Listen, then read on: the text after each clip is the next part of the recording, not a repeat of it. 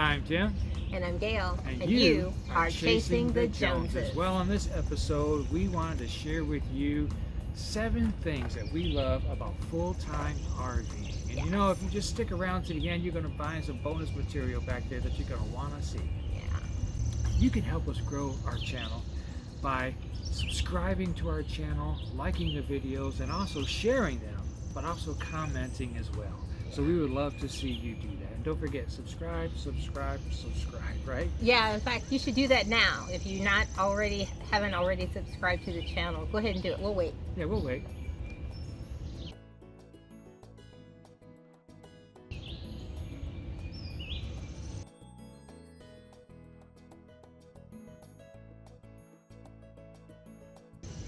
All right, glad you're back. Yeah. All right. So we've been full-timing for 3 years now. Yeah, just over 3 Crazy. years. And we've had some ups and downs. But actually, even the downs were adventures. And they were kind of fun. Like when we broke down in Greenbrier, Arkansas. Right. Yeah, there's a link for that. There's you a got to link for check that out. So we wanted to share with you our top 7 things that we really love about full-time RVing. Now, there's way more than 7, but these are the top ones. And then we realized there was a bonus one. So we're going to share that with you, so stick around till the end. Absolutely. So working our way from number 7 to number 1. So, number 7, here it is. We love meeting the people. Yes. And we meet the most interesting people there are. You know, the RV community is just amazing. And for some of you, we may be the most interesting people you meet. Yeah, we get that sometimes too. So, yeah. But I mean, you think about it. I mean, the RVing community is full of good people. I mean, yeah, there's a few bad apples out there, but it's mostly full of good, solid people, and friendly people, right? And we all have one thing in common when we're in a campground, is that we're all camping, we're all RVing, we're all doing these same things, and it makes kind of like this little family, if you will. Yeah, you know, we've said that over and over while we've been camp hosting here in Michigan. It's like the campground is the neighborhood that we remember growing up. You know, where you talk to all the neighbors, where the kids can go and play, and you know that they're all right. Ride their bikes and have fun. Yeah. And everybody waves. Yeah. And you know, the other thing that on this topic of meeting the most interesting people is that we meet and make new friends. Yeah. Everywhere we go, we end up connecting with people who connect with us, and we end up gaining this friendship that's there. So when we come back next year or the year after, we find them still here, you know, and we connect with them again and rebuild our friendship. And it's really great. Like I said, the RVing community is a wonderful place to be. Right. Okay, so number 6 is discovering those mom and pop shops. You know, just those little out of the way places, antique stores or restaurants that you never would have discovered before. And we have found that they will have the most amazing food, and they will have local cuisine that we never would have had someplace else. So we always stay away from the chain restaurants, the chain stores as much as possible, and we go into those. And then too, you go in and you end up, you shop, but then you end up spending 15-20 minutes, you know, just talking to the owners, or we've had prayer meetings right in the middle of a store with a bunch of people that all just kind of gathered in. It's just a beautiful thing. And you know, we came back this year to this place, and we went down to the ice cream shop that's right down the road, by the way. And one of the ladies said, "Hey, you're back!" And so so we connect with these local mom and pop shops. It's really great. It is. It's awesome. So in the comments below, would you tell us about some of your favorite secret out of the way places, because we can put them on our list, and we can experience that same joy. So where's one of those places that you found? That would be cool to know. Number 5, we get to choose where we live. Yes. I love that, right? Because you know, when you're in a sticks and bricks, it's all about doing this, mowing the lawn, taking care of this, taking care of the house, doing this, doing that, and you're in this repetition of things, right? That you constantly do. You mow the yard every Saturday, you know, you weed eat on Sundays, or whatever the case may be. And I know that it can be become hard and complacent, right? But here, we drive around, we get to pick where we go, when we want to get there, and it's really a fantastic thing. And thinking about this, when we travel to new places, there are new adventures, right? Living in sticks and bricks, I mean, we wouldn't be able to do the things and see the places because we're just so tied down. And now that we have the freedom to go where we want to go, and I love that. We have a window out back of our RV, and so we get a different scenery every time we leave place and go somewhere else. And I love that about RVing. I love that you get to choose and pick where you want to go. Yes. And your neighbors. You can leave your neighbors. We haven't had that problem, but some people have, and you can get new neighbors. Okay, number 4, discovering America. America is indeed a beautiful country. Yes. And often people ask us, what's our favorite place that we've visited so far? And honestly, my answer is always where I am right now, because I had no idea that the Badlands were so incredible. Pictures do not do it justice. I mean, yes, I'd seen pictures of Mount Rushmore, but until you're at the base of it and you're looking up and you can actually see the chisel marks, you just haven't seen it. You just can't grasp. That corner, you go around that windy road going down the mountain, and you stop, and there it is, right there. There's a profile of George Washington just right there, right there, and it's amazing.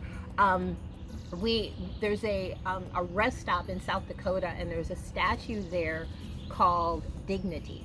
And look it up, but you also want to see it, because I kept saying it's just a rest stop. It's a rest stop, and this is amazing, But it's a picture. It's a statue of a Sioux woman walking up from the river, and she's pulling her cloak open, like she's putting it around herself tighter. And you see all this work. It's absolutely amazing. So yeah, you see these things that you didn't realize how much you wished you could see them until you actually get there. Well, what about the world's biggest truck stop? The world's biggest truck stop. In Missouri.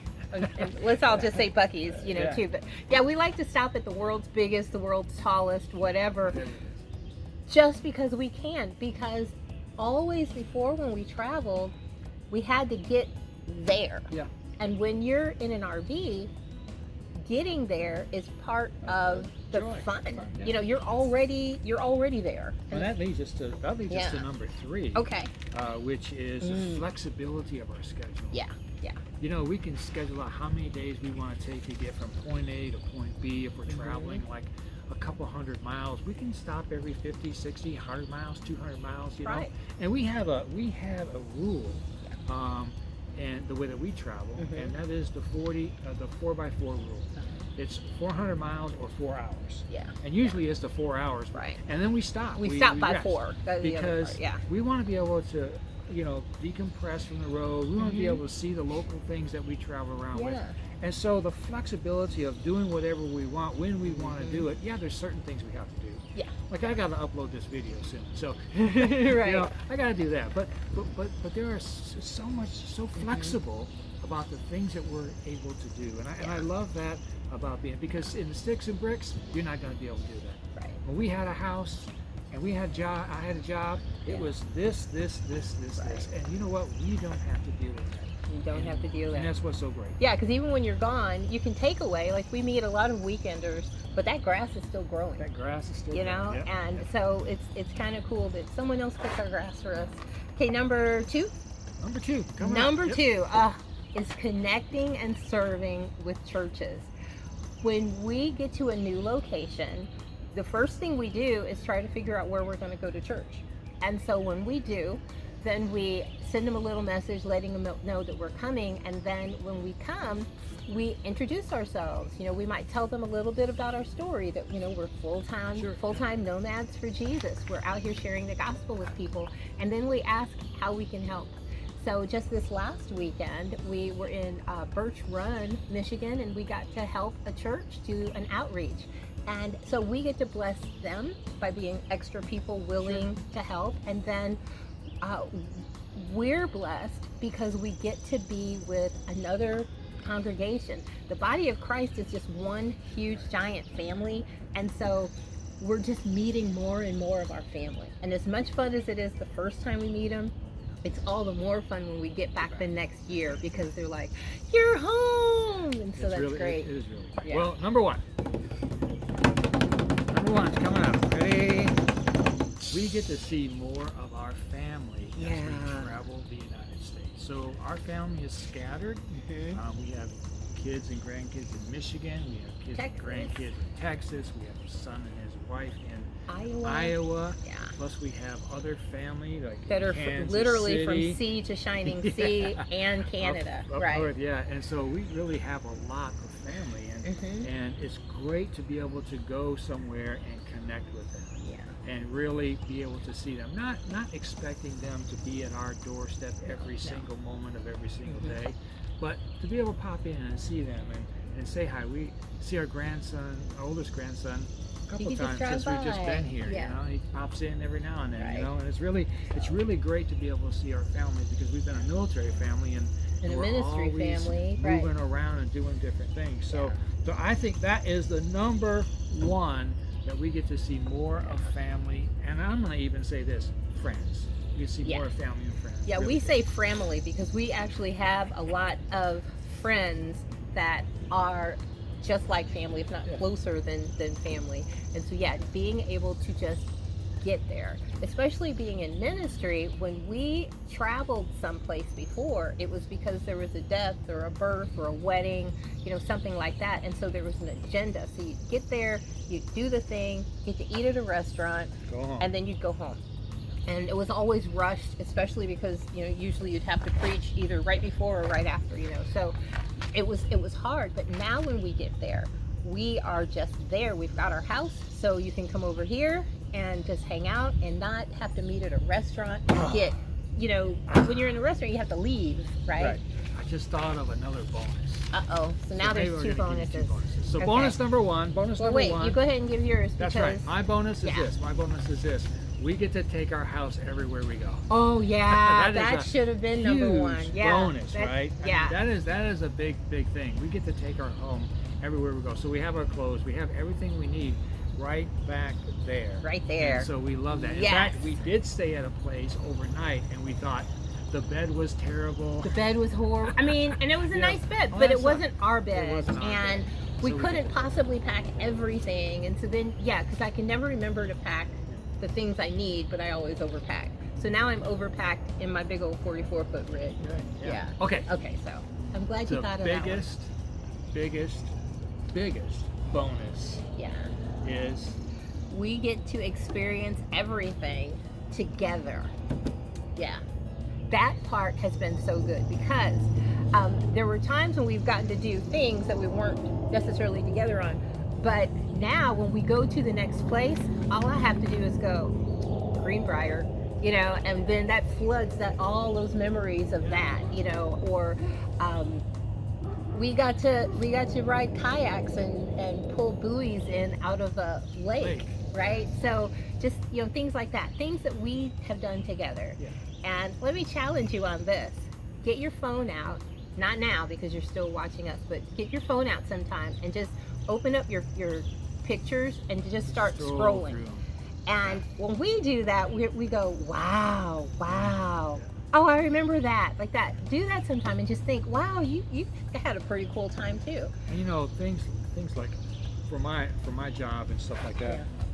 In the military, even in the ministry, I would go temporary duty somewhere else. TDY. And she wouldn't be with me, the kids wouldn't be with me. They wouldn't see the things that I would see and experience the things that I would see. But here, now, as we travel together, we get to experience them together. And what a great thing it is, to be able to look at the backside, coming around that corner where we stopped and we just saw George Washington's head right there. And it was like, wow, that's amazing. What we're seeing, what was that place that we went next? We went to the Indian...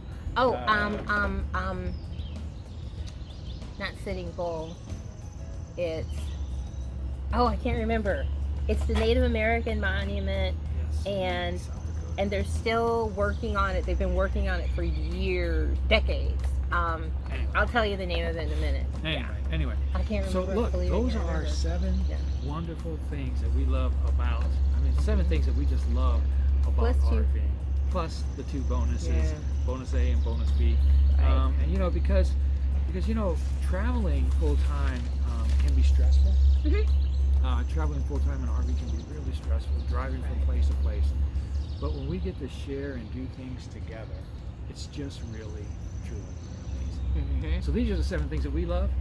And if there's something that we missed, maybe that you love, go ahead and put that down in the comments. We would love to see that things that may be different that you love that maybe we like or we didn't think about. Or we Yeah, didn't just think like about, you forgot to mention the packing. Yeah, that's right. Yeah. So, or if you're wondering if this whole full-time RVing thing is for you, maybe you're just searching, videos and looking at that. We've got some videos, and PT here will post those down below so you can check those out. Some of the steps that we did to prepare, and then some things we've learned early on that we just wanted to share with people on how to prepare for RVing, including traveling with a chronic illness, because I have a chronic illness. That's right. So anyway, that's us. Yeah. That's it for us, and let us know how we did. let us know. Yeah. So meanwhile, I'm Gail. I'm Tim. We'll see you Down.